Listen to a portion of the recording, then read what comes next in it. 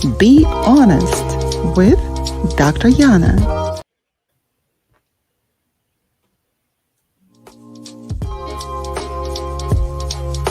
Be Honest with Dr. Yana. Join me for honest conversations with experts, get practical advice that will help you to better navigate your relationships and empower you to create meaningful and lasting connections. Fridays on United Public Radio Network 107.7 FM.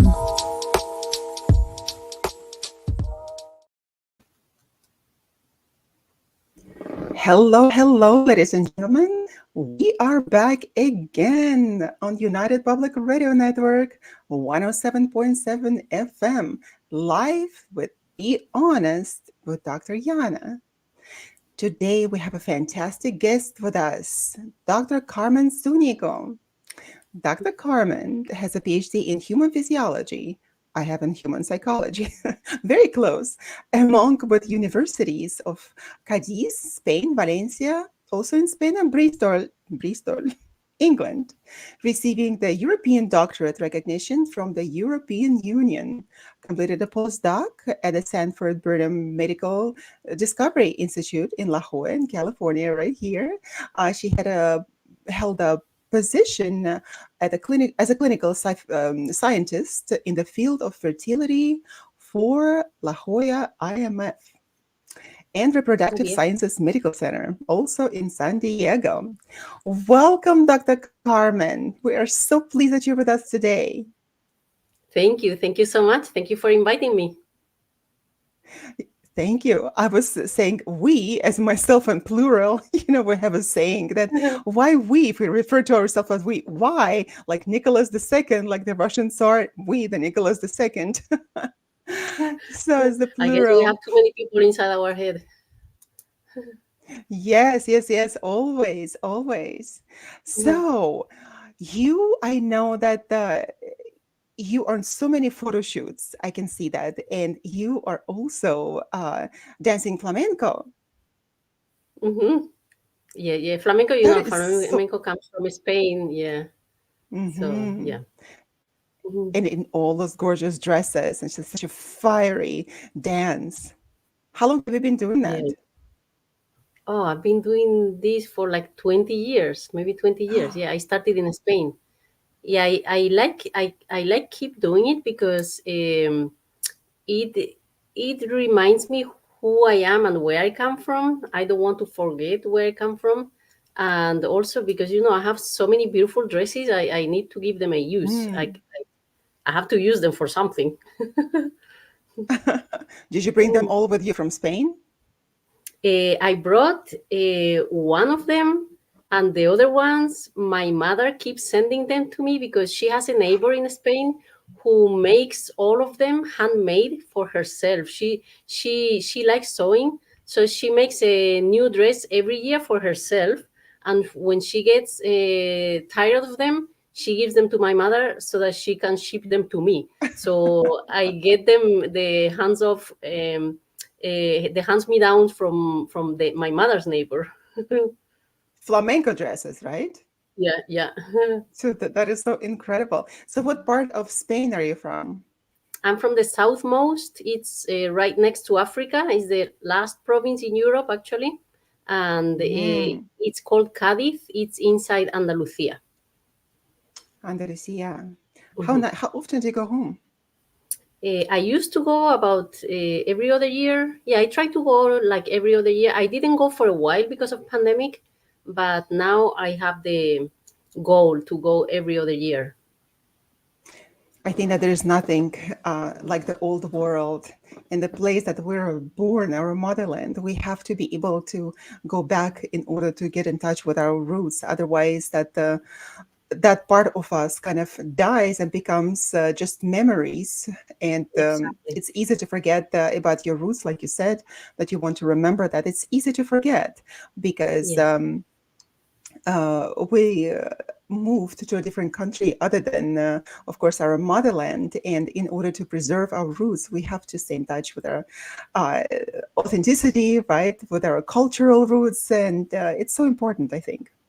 Yes, also to give the experience to our children so they know where they come from as well.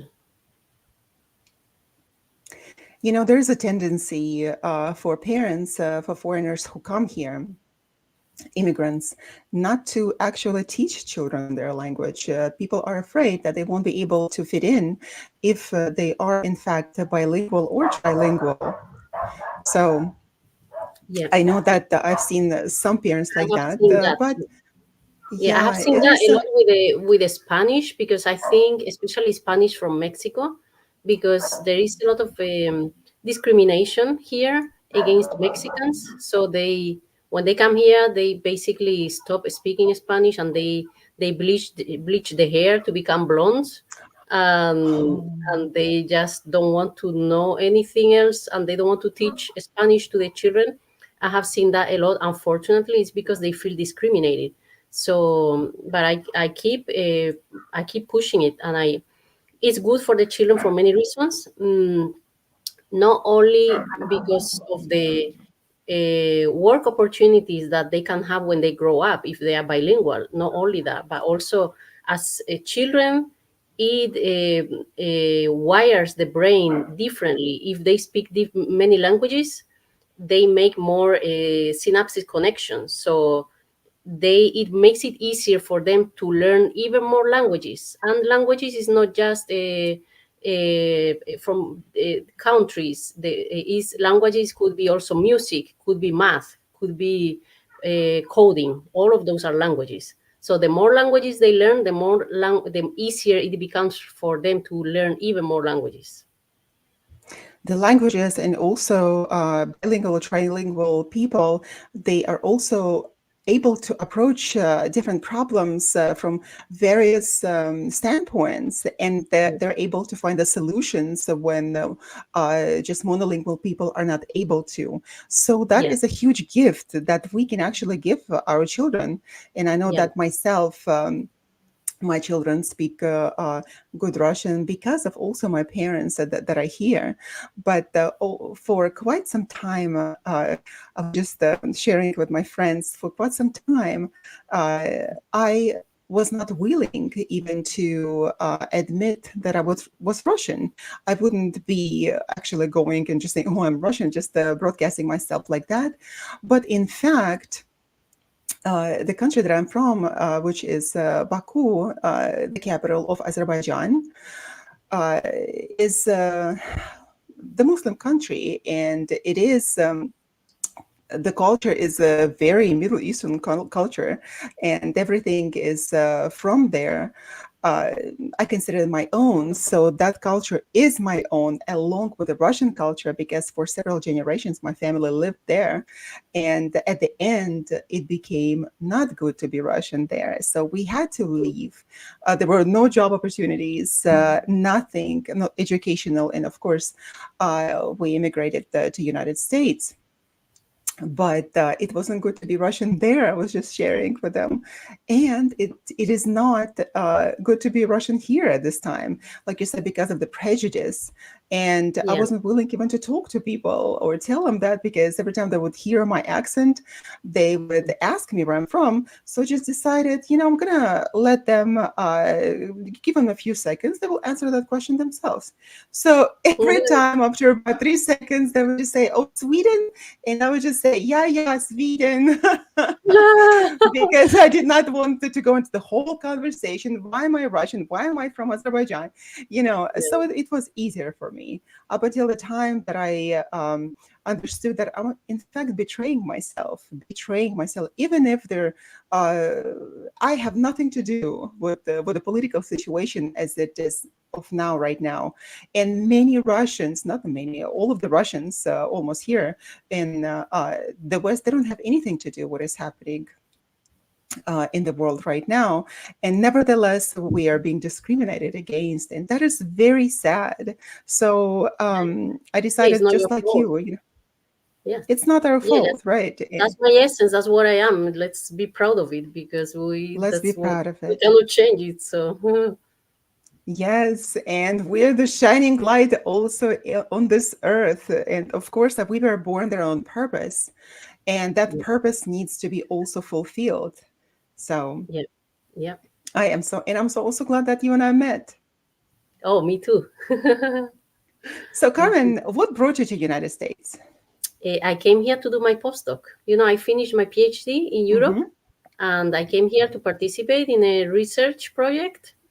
And I did my postdoc for 7 years at Sanford-Burnham, and I met my ex-husband there. He was working he was working on the same floor, so he's a scientist. He was a scientist there as well. So we met, and then we married. We had children. So that the original plan was to come here to do my postdoc, but I ended up having a family here. Uh-huh. That's what happens, and regardless of where we're from, where we live, people sometimes ask me, well, why didn't you go back? For example, if you come here, why didn't you go back when the situation got better there? Or you, for example, because we are human beings, and we are in the places where we are. And then what happens is that life happens, and we get married, we have families. So, and besides, it's our choice where to be, right? Yeah, yeah. Mhm. It's like the Beatles song, "Get back to where you once belong." They weren't talking about the immigrants, I'm hoping. Yeah, yeah. So, Now I have children here, so my children are from here.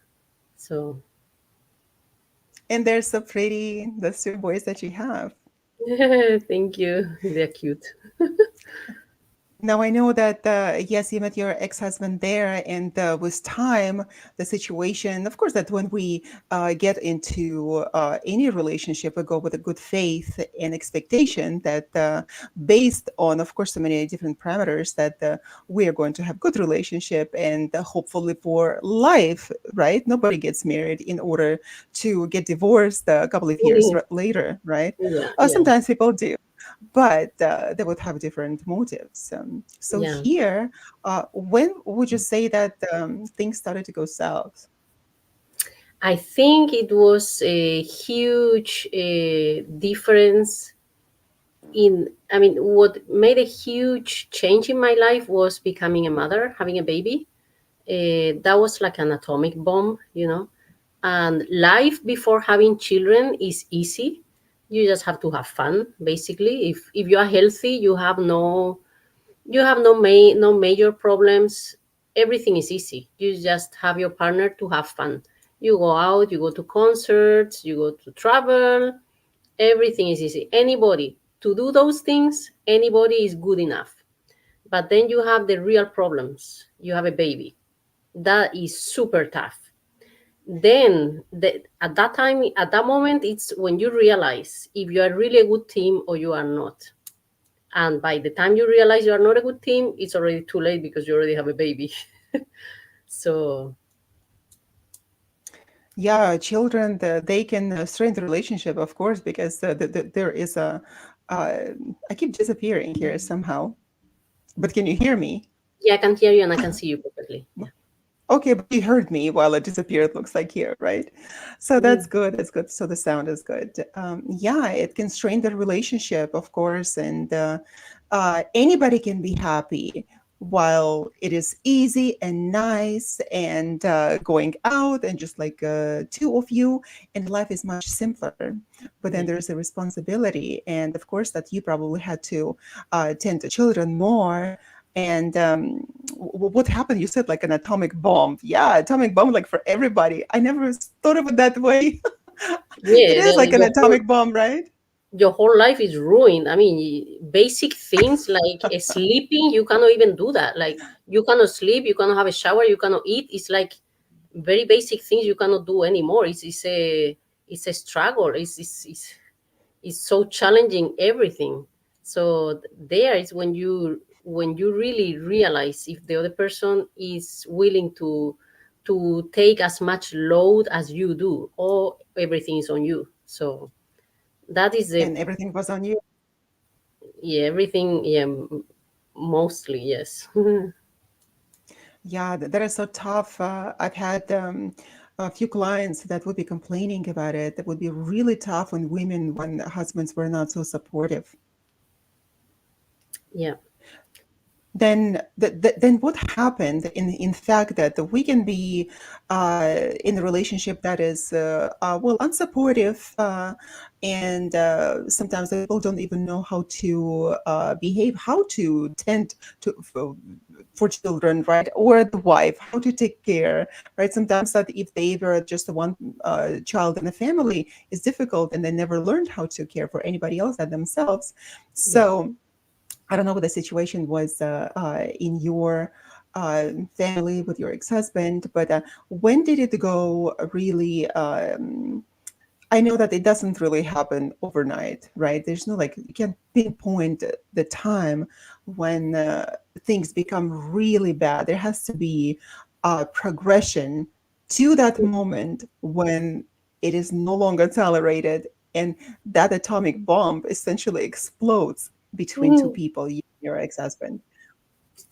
Yeah, I think after becoming a mother, I already knew I was not going to be there forever because um, I didn't have what I was hoping to have.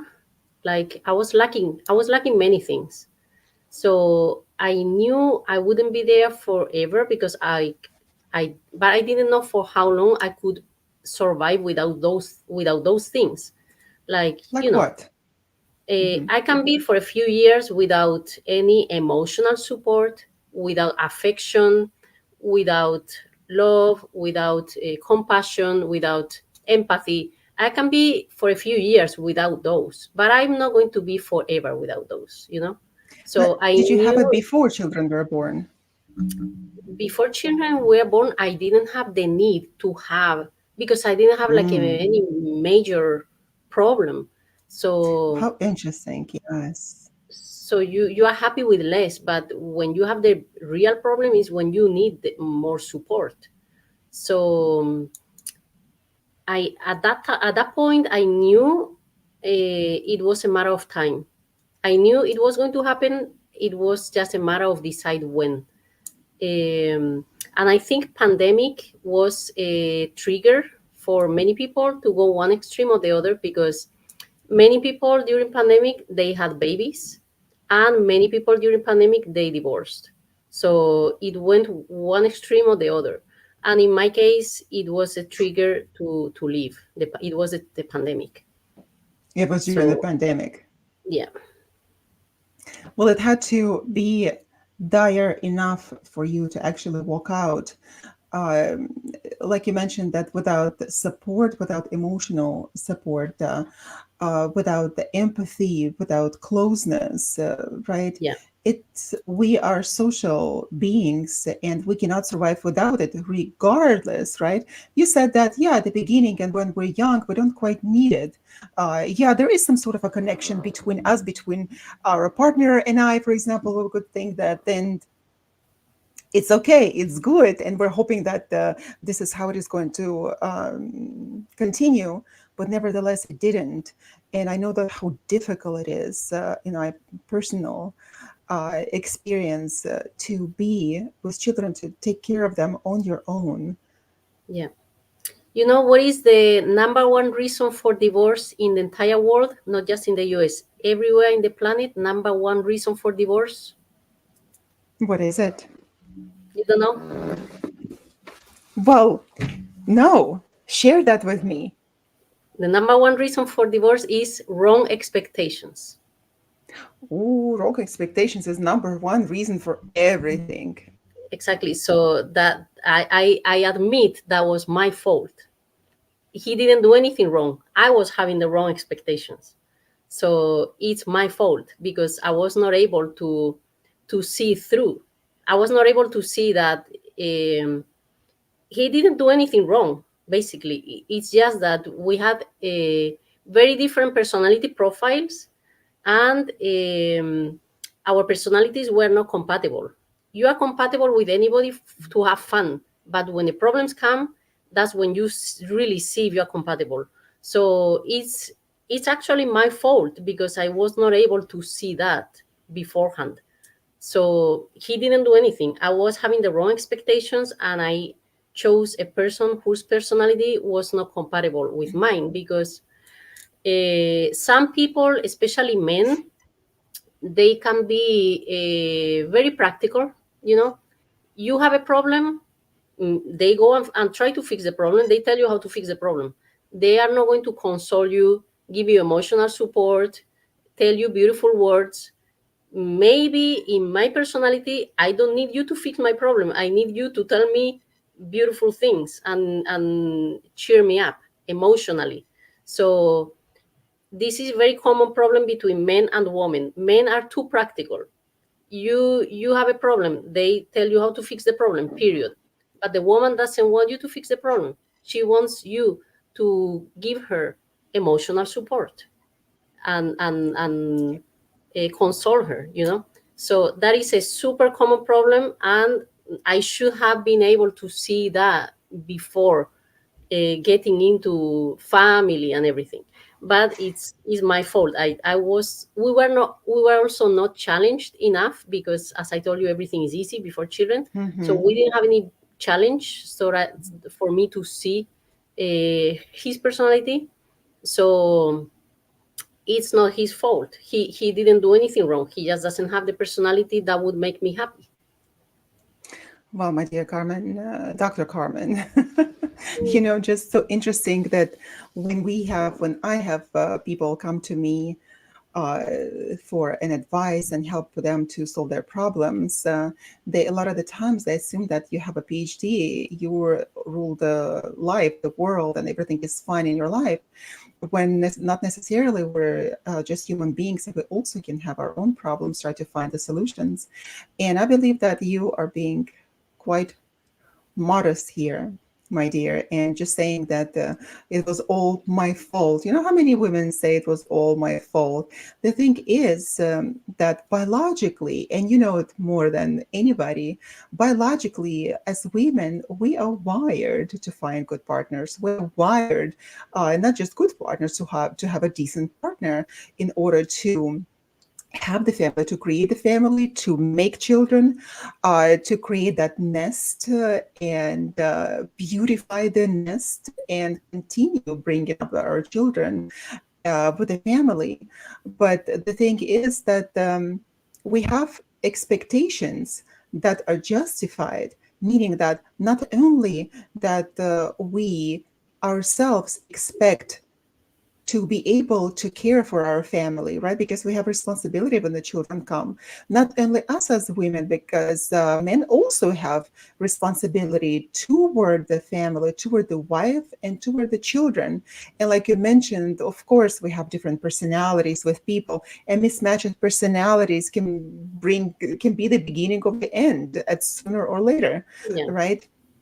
But nevertheless, it is important to know that while we go with the best intentions into the relationship, the healthy expectation is that our partners would always also have or share the load with us, if not the emotional support, or at least the physical support to care for children, right? When you are super exhausted, to take the children at least for a walk or just away from you for a few hours so you could sleep. And that could be not considered as an emotional support, but that could be even physical support, psychological, psychic support, for Pete's sake, right? Because you need to function, and just few hours of sleep could be just crucial for you at the time. So while we say that those were only my expectations, to some degree it is right, I agree with you. But then also another side, they also have responsibility toward the family. And I myself, I don't blame people, right? I try to see um, what was the source of the problem, right, and how to find a solution. And a lot of the times that if we look into ourselves, we find that we were also wrong, without blaming another person, right? So I agree with you wholeheartedly. We need to take responsibility for our own actions. Otherwise, we will fall into the pit of victimhood. And Mhm. that is a road to hell. And it's Mhm. impossible to get out of any relationship and take you with you, take Mhm. yourself with you out of that relationship, and even not just survive it, but also to thrive after that. And ending any relationship entails creating a new person, not, creating not just a personality, but creating a new identity for yourself, right? It's a new identity. You're no longer together. It's just you. And not having that support and being exhausted, uh, and carrying the whole world on your shoulders, can take a toll on you as well. Yeah. So, what in your relationships that you considered being toxic, for example? Mhm. Say it again. What's the question? So, what do you think that in your relationship that was quite toxic, unhealthy? I think it was what was toxic to me. It was that he wouldn't realize that um, my mental health is important. Like uh, I love my baby, but maybe I need 30 minutes to exercise. You know, and he told me one day he's only going to watch the children for me to go to work. Period. He's not going to watch the baby for me to go to dance. So to me, that broke my heart. To me, that was very toxic because okay, money is important, but my mental health is important too. If I cannot go 1 hour of dance per week, or music lessons or exercise, I'm not going to be here for too long. It's a matter of time. I'm running away from this jail. So that was, mm, yeah, that environment was toxic to me. I felt at some point I felt trapped. I was not allowed to go to do any of my hobbies or go out with friends or anything because he would watch the baby only for me to go to work, not to go anywhere else. That is quite sad because when we enter the relationship, we have a glimpse, sometimes a glimpse, but preferably we'll have a good understanding of the preferences that we have, right? The hobbies, the interests, uh, and we need to be able to nurture that in another person, in your partner. Like if you have the desire to dance, this is you. This is the in the core of your identity, and you need to be able to do that. Otherwise, you'll just uh, shrivel and die inside. And also, all death starts inside if it is not physically inflicted from the outside. And even inside, it's easier to kill a person just with words, neglect, and not supporting. I have seen many women whose uh, husbands did not allow them to do much of the things that they really liked. And it wasn't that the women really wanted to go party, because that would be off the plate. Of course, when you have little children, or supposed to be like that. But nevertheless, not having that particular outlet is can be so stressful, and can actually wither the life inside of you. Yeah. So feeling as if you were trapped, that's exactly what it was, because you become like imprisoned. And children, as much as they are our life, as much as we love them, we cannot care for them if we don't take care of ourselves, because the mental health is absolutely a crucial element in the relationship. So uh, you knew at that time, and the thing is that your ex-husband probably also knew that, or at least suspected that if he doesn't support you, and that was just the beginning of life. Children were so small. It's not like they were 20 already, right? Yeah. uh, I hope that he suspected that if he doesn't support you, then happiness is not going to survive at all. There will be a breaking point when you will not want to be there. Yeah. So when did that happen? When what happened? The that you wanted to leave. What was that breaking point finally?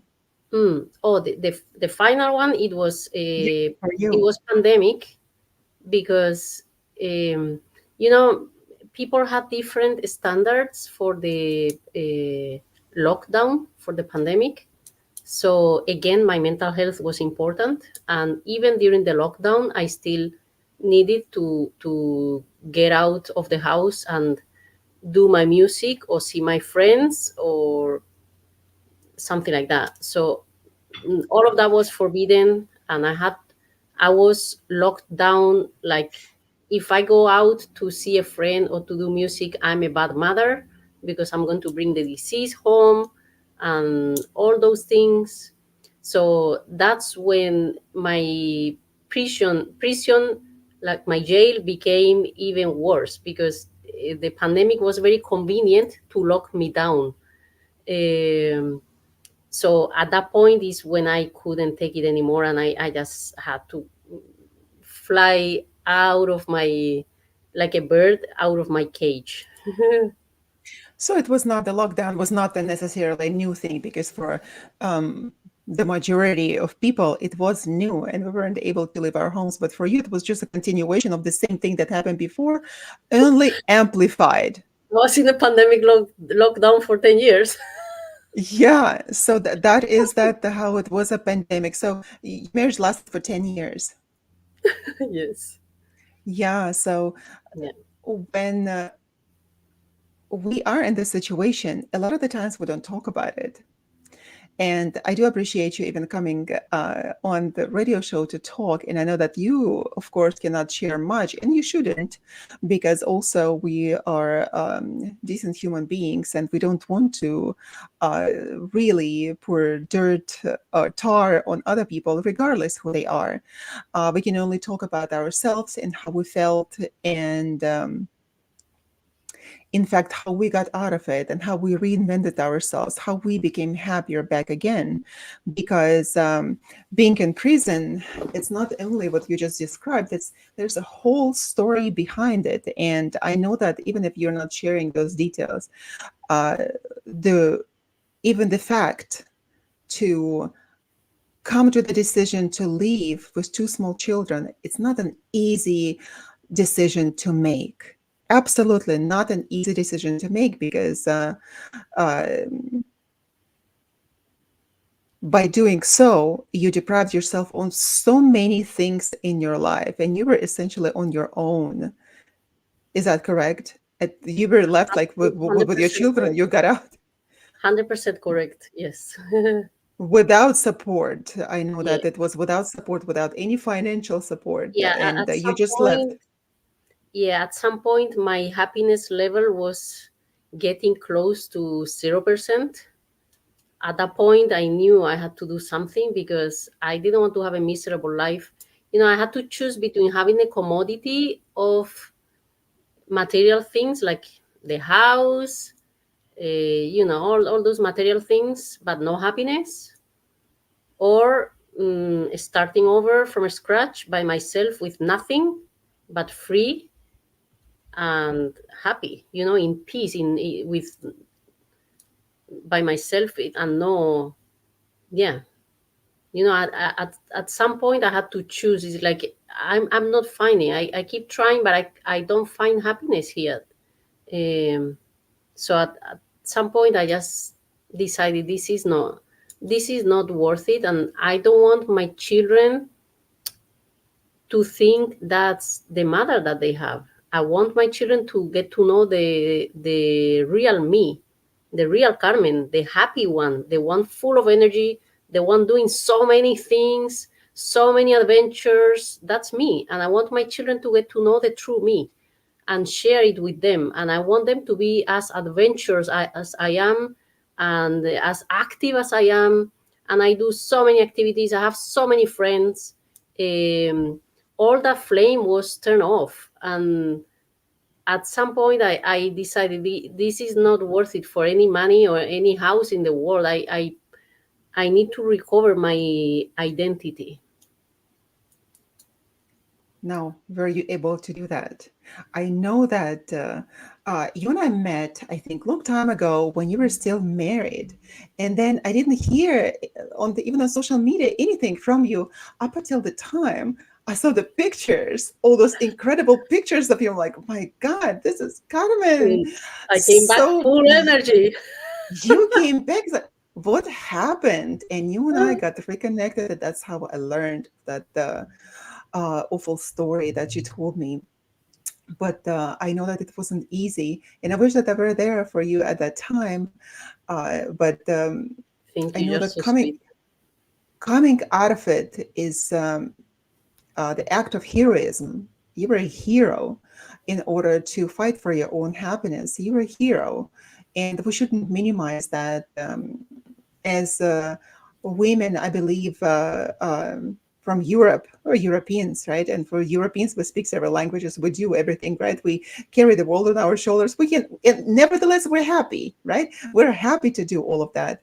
So being imprisoned like that, and this is not even an understatement, um, can suck the life out of you.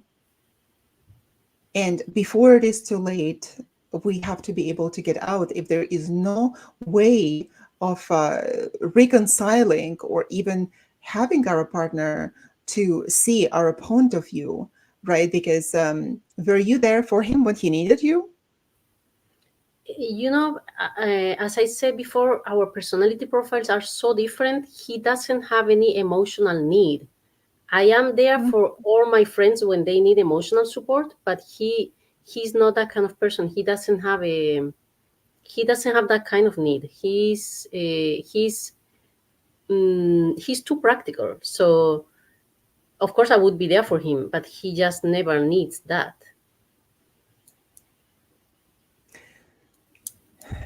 that is such a profound statement.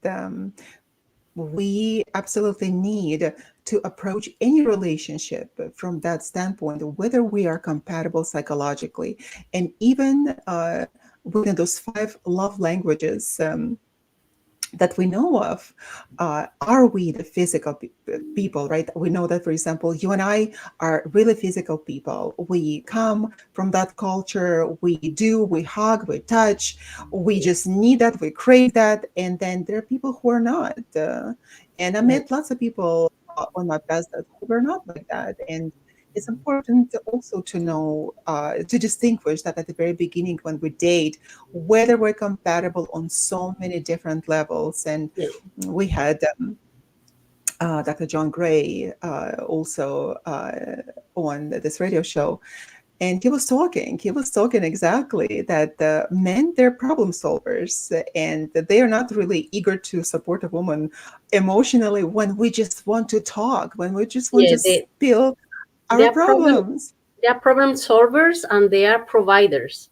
So they fix problems and they provide financially, and they are happy with that. But maybe that's not what we need. I don't need your money. I just need a hug. you know, I just need some nice words or reinforcement or encouragement or appreciation. You know, only that.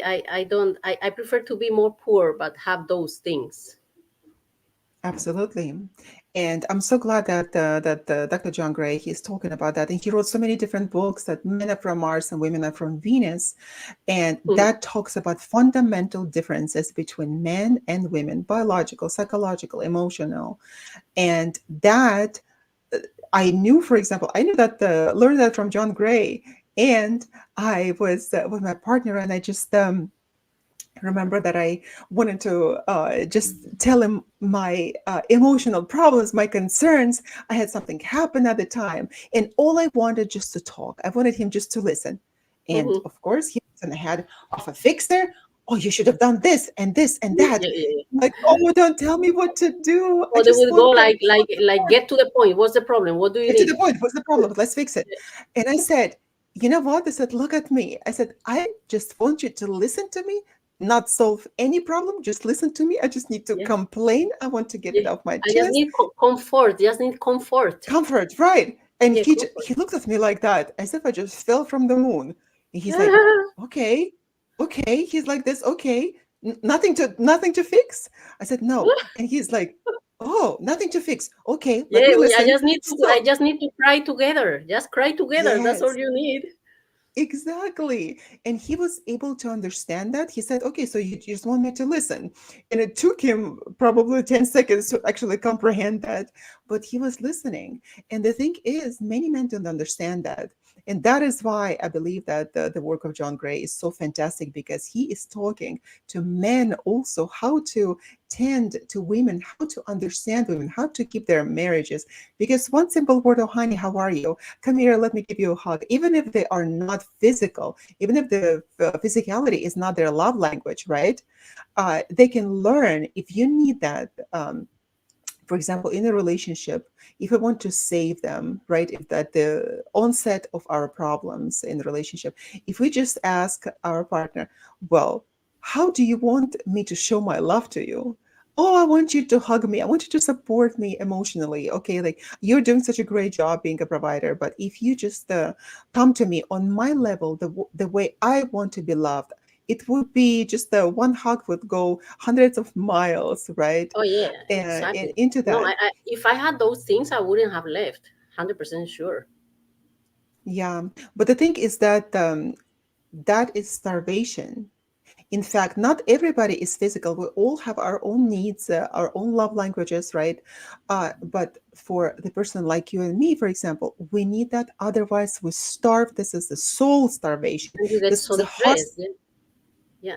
We get depressed because this is our means of for survival, and that's not only our personal, it's our cultural means for survival, right? Yes. We need to know where we come from. And if we for example, if your husband never ex-husband never needed anything like that, and he wasn't an emotional person, he should have married someone from the Nordic countries, one is Yeah. like this, and they don't show their emotions at all, would be Yeah, exactly. Yeah, perfect. that's the other thing. That's the other thing. It was huge.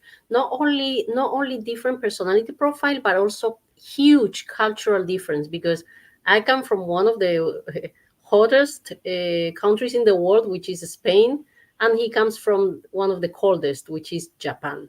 So Uh-huh. not only men and women, and also personality, but also cultural. So I don't know how I didn't see that from beginning.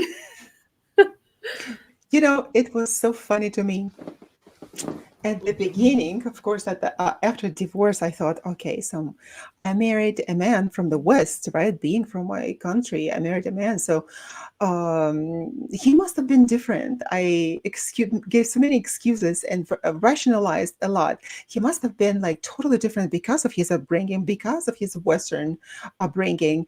And I thought, okay, like after the divorce, I was thinking, I tried to see if I could be compatible with just anybody, because I thought that maybe the Europeans are just the only solution for me. And I thought, okay, like the Western Europeans, probably not going to be solution for me. It should be Southern Europeans because of my personality, because of my upbringing, right, and the cultural stance. And I thought, okay, so I prayed and I said, well, God, give me the man from my culture. And so interesting. Yeah, the man fell from the sky for me, from my Wow. own culture, and I was so happy. So many Wow. similarities. He was from Turkey. There's so many similarities, and you go with to meet with him. Everything that you really like at the restaurant is already ordered. Your drink is just like the way that you like it, just waiting for you. And you like think that, oh, this is the could be the ideal relationship because of your background, cultural background. But then the crazy situation started to happen, and incredible jealousy. And I'm not saying that everyone from those countries, that part of the world is jealous, but the majority are. Yeah, And yeah. that was a suffocation for me. And needless to say that it ended where it started, like immediately. And But I believe that we have to have a similarity in our background, cultural background. Doesn't have to be exactly, for example, Spain for you, but someone who would be appreciative and understanding of you, and that you cannot survive without being you. And that means your culture. You cannot go without flamenco, right? You cannot go without not having friends, without talking to your friends, right? Without your social circle, you cannot do that. You cannot survive without hugs and kisses, or at least to ask, honey, well, how was your day, for Pitt's sake, you Yeah, know? yeah, Do I need to take your child away from you for a couple of hours, right? mhm, So that is so crucial and essential. yeah. But again, I want to make it very clear. It's nothing he did wrong. It's just that Absolutely. I had wrong expectations, and we had very different personality, different cultures, and different standards. It's nothing he did wrong, and I think nothing I did wrong. It's just that it was not compatible. And actually, we are very good friends. We are now very good friends, and we were very good friends before being in a relationship as well. So I can be friends, but I just don't want to be in a relationship, because I would be, as you said, I would be starving of what I need that you cannot provide. So it's nothing he did wrong. We are very good friends. We are very good team for many things, because we both are scientists. We both have very logical brain, very analytical, very well organized. So we are good friends, and we have good things in common. But uh, I don't want to be in a relationship, because it didn't work. It didn't work because I'm too needy for you. And imagine from his point of view, you were needy, like you said, that you were too needy, and he didn't have it in him to provide it to you. And of course, when you started to express your discontent, for him it was like, oh, how in the world? Because I'm doing everything that I'm supposed to do, and all of a Yeah, sudden she's just so unhappy, and I'm not able even to see uh, what she needs from me, even if you mention it so many times. yeah, yeah. That's very sad. Actually, it's very sad. Yeah, because people a lot of the times they don't understand that it is very important to agree on many issues in this life, to look in one direction, because when you don't look in one direction with your partner, you're going to look in different directions, and finally you're going to run away from each other in different directions.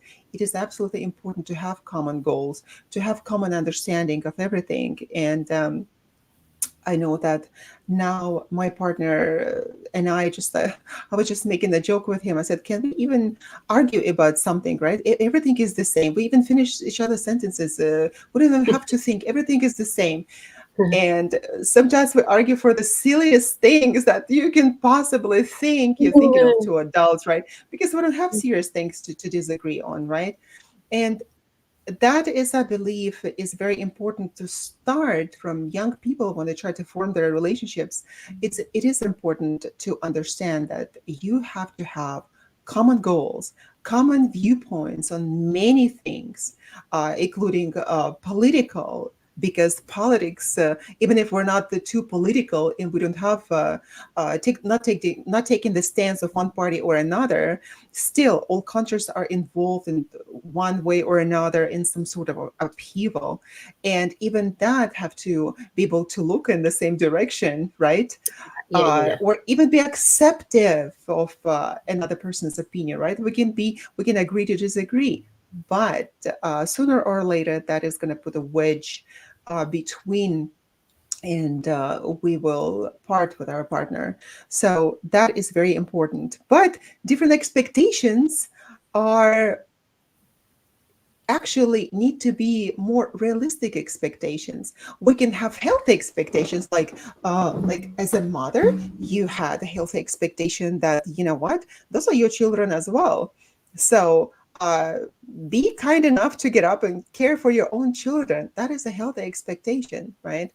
yeah, uh, but at the same time, there can be some unhealthy expectations of something that we want the partner to be who he or she will never be, right? If your ex-husband really wanted you to be that cold woman, you would have never become one. You would have always asked him for that. That's something that he is not able to provide.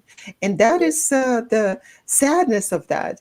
But I know that now, since I have seen so many pictures, fantastic, gorgeous pictures of it, and that incredible smile that you have Thank that you. spirit of freedom, of love and joy coming through Yeah. your eyes, through your smile.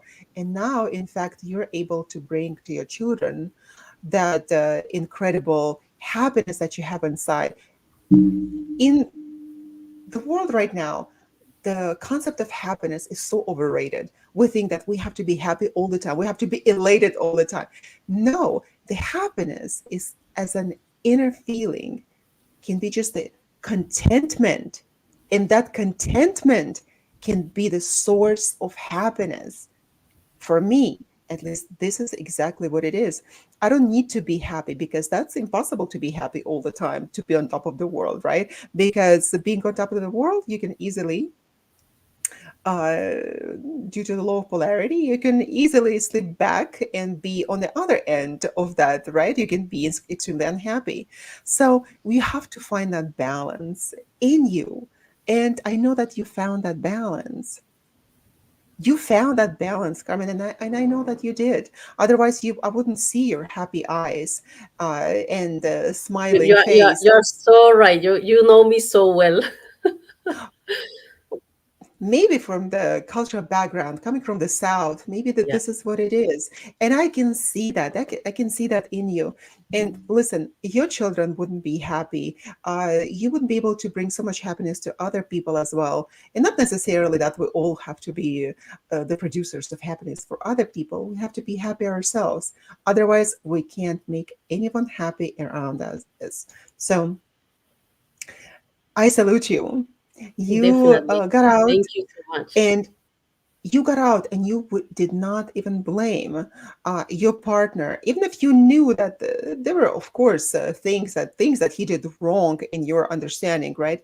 But you were able to put it aside and become friends, become on good terms for the sake of your children, for your own sake, because the children are young, and it will be years before they're older, before you guys could part your ways.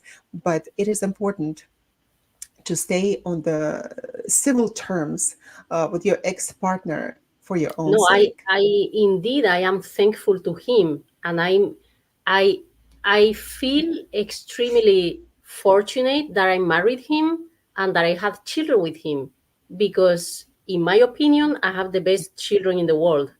You know, Yeah. I love my children so much, and they are so amazing, and they are like that because they are 50% from the father. So I Yeah. I wouldn't, I don't regret marrying him, and I would marry him again just to have these children. Seriously. I'm Except you serious. already had. You went through that. But if, yeah, I don't regret anything. I don't regret marry him, even though it was not the right fit. But I got the best thing out of it, which is my children. So I thank him for that, for giving me those children, and I feel very fortunate that I married him, because if I had married other person, maybe I would be happier as a wife with my husband, but Mhm. my children wouldn't be so cute, maybe. That's true. So So interesting is that we know that well, how do we know? At least in some literature, we know that somehow children do come in their souls, find us in this particular situation, the father and mother, in order to be born in that relationship. And I know that if you married someone else, you wouldn't have these children. You would have had the other children, and it exactly. wouldn't have been them. So you have two beautiful boys. Yeah, they And wouldn't be so cute. yeah, well, they would have been differently cute, my dear. But what is important that I hear, and I'm so pleased that you have this attitude toward it, is that you did not leave that marriage being all this bitter. Yeah, there was bitterness for some time. Of course, there is. It's like a funeral, right? Ending the marriage is like a funeral. You are Mm. done with it, and you have to go through the grievance process. It is not so easy, but you have gotten out of it, taken responsibility also for your actions, right? For your attitudes toward that, and you're not blaming other people for it. And in fact, you're able to get out of it positively, and finding the beauty in the relationship itself, in marriage, the beauty in the father of your children, right? To continue to see that in your kids, because it's impossible without your ex husband.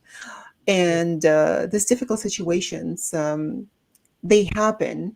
And not only because of expectations, because of our own upbringing. We come from different places, like we said, cultural, but it's also different dynamic in our families with our parents. So, unfortunately, our life does not come with instructions, and we deal with everything as we go along. Mhm. So, Yeah, such beautiful woman like you.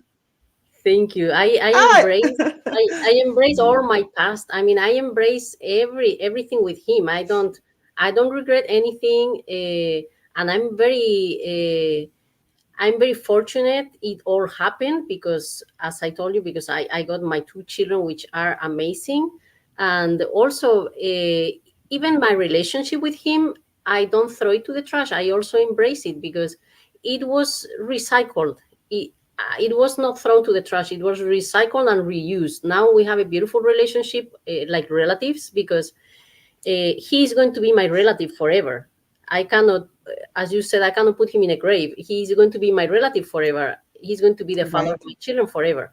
So we are relatives forever. We are family forever in this because of the children. So I'm fortunate too because he's an amazing person. He's super smart and he's very practical. So if you have a problem, he will tell you the solution right away. He won't give you the emotional support, but he will tell you the solution.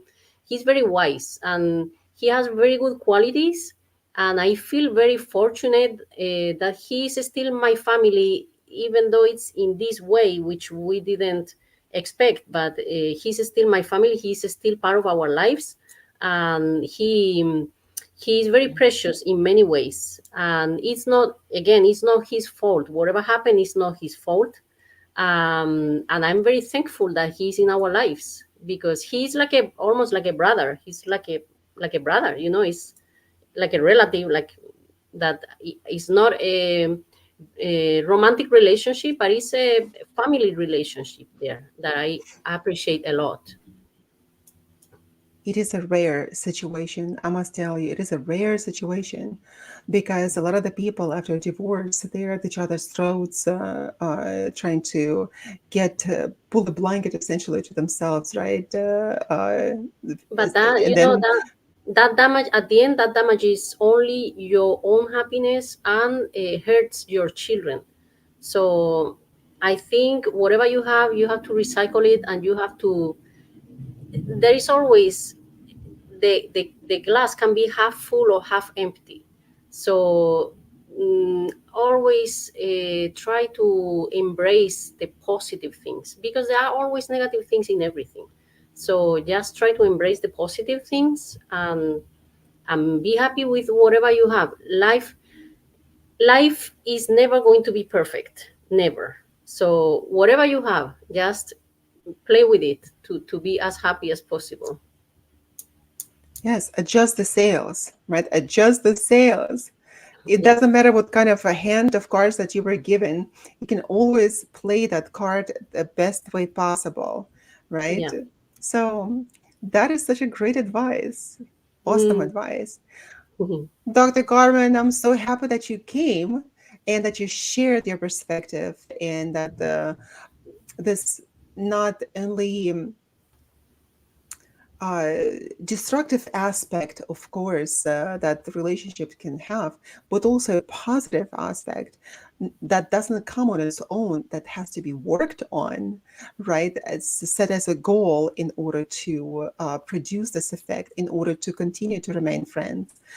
uh, I know that it is not possible in many situations. In many situations, people are not as mature, not women or men, not mature at all. And unfortunately, children suffer. Yeah. So I think that you are an inspiration for many people. I know that it wasn't easy at all. And I was there. And I know it wasn't easy for you. But nevertheless, I see a beautiful smile. And the thing is that you're not going to remain single for long. Oh Woman, yeah, no, no, I'm going to be single for the rest of my life. That I can promise. you're going I'm to be not making single. the same mistake twice. That's it. You're done. Yeah, no.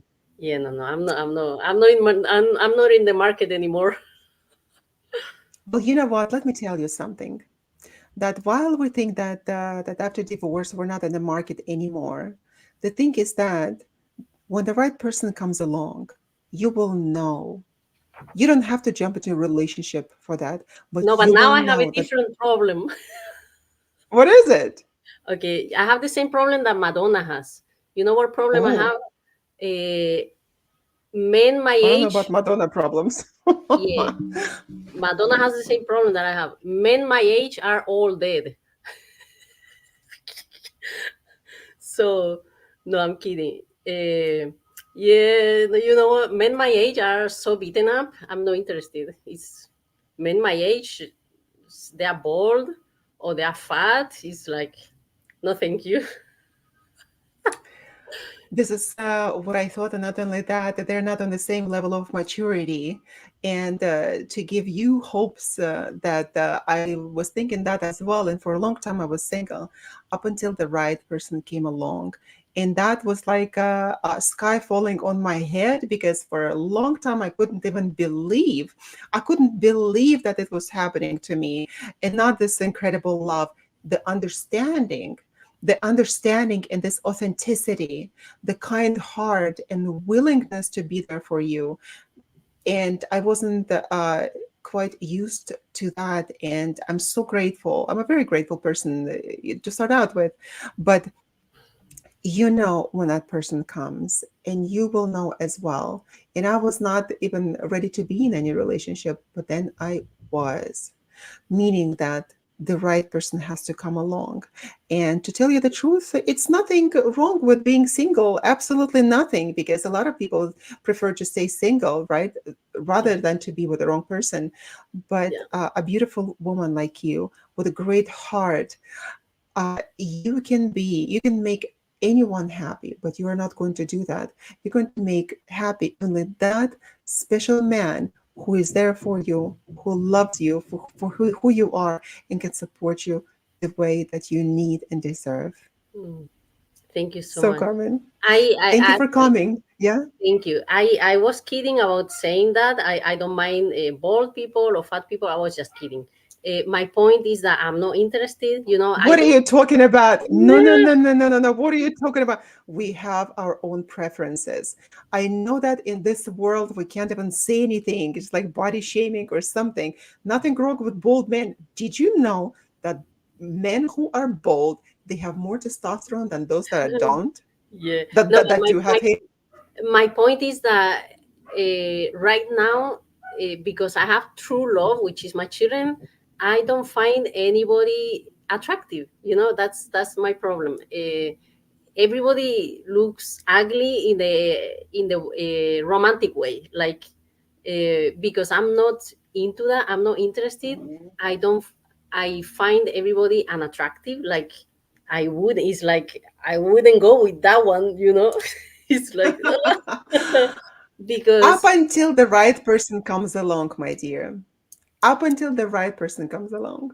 So, did you know what I did? This is so interesting. A long time ago, I said, okay. So I made a pact with God like that, and I said, it, all right, this is what I need from you. I want you to put that man on my path, life path, you know. And I want you to immediately, I don't want to date around. I don't want to just to go back and forth anywhere, just have my heart broken again, blah, blah, blah. I said, I want him to know when he sees me from the first time, the first day he sees me, he knows it's me that he's been looking for. And when I see him, I want to know that it's him I've been looking for. And that's it. That's it. With whom will fit like a glove. You still I have to said that. introduce him to me. I haven't met him yet. Oh, yes, yes, for sure, for sure. Does he have a And brother? that, no, sister. Oh But no. listen, check this out. But check this out. Here's the thing. Here's the thing. Now, looking back for the time that we met, I know that people say, oh, this is like love from the first sight. It wasn't like that. But inside, I knew that was him. I cannot explain it. I knew that was him. And he knew that that was me. And we fit as a glove in every area of our lives. Yeah. As a glove. When it has to happen, it will happen naturally. You cannot force anything. You cannot look for anything. Exactly. Yeah. So Exactly. maybe that's where I am. I'm not looking for anything. I'm not forcing anything. If it When has you to are happen, it ready, will happen. But for now, everybody looks ugly to me. when you are ready, exactly. That is so funny. When you're ready, it will happen. It will Exactly. happen. Yeah. And all of a sudden you will know that, oh, All of a sudden, somebody will somehow, look, he's so beautiful, so yeah, all of a handsome. sudden, oh, that's exactly how it is going to happen. And the sparks will fly and you will Yeah. know. Only when you follow your heart, take your brain with you. This is my advice for everybody. Follow the heart, follow your heart, but take your brain with you. Yeah. Now, if that happens, I'm going Uh, to call you. I'm going to call you. You are going to be my brain. of course, of course. I'm the brain that you can come and take with you. Yes. Before I do Well, something thank you so silly. much for coming. Yeah, no, no, no, no, no silliness allowed yet. Okay. So, well, we've been live on United Public Radio Network, 107.7 FM. And we had such a fantastic guest with us, Dr. Carmen, Thank you. Thank you incredible so much. flamenco dancer. So, well, we Thank hope to you. see you sometime back on Yes, our show definitely. again. Definitely. Yeah, and that you're going to come and tell us how you met that incredible man and share your incredible story. So, Okay. but meanwhile, have a good day, everyone, and we'll see you next Friday. Thank you so much. Goodbye, everyone. Thank you. Mwah. Bye, Carmen. Bye bye.